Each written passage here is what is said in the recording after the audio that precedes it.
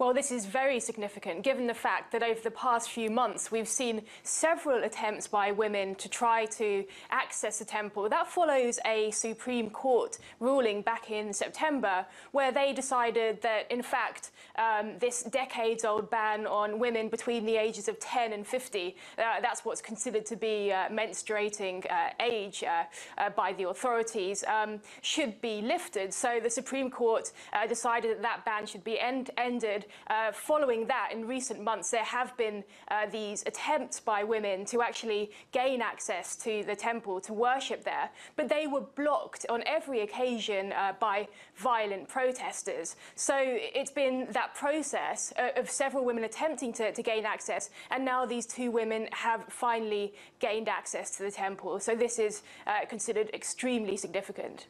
Pretty remarkable. And what do you think the reaction will be, or has been? And does it mean now that women may be able to actually access the temple more easily? So the reaction has been very mixed indeed.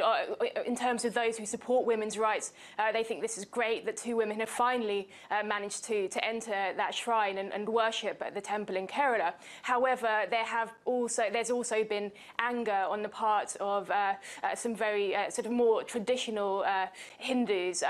So, for example, the BJP in the state has sort of called for demonstrations, and there has been, some reactions where people are saying that that this is a step in the wrong direction, that this is something that goes against the Hindu traditions and traditions of those temples. So they're not too happy about it. Also, we have to bear in mind the fact that these women, how they managed to reach the temple was that this happened overnight in the early hours of the morning, and they were accompanied by police. And actually, following that, this morning the temple was closed for what was being described as a ritual, a purification ritual. It's reopened since then, but there were those that thought that the temple was unclean after those women entered. So we're not going to see women freely entering the temple. There are people who are still trying to stop them.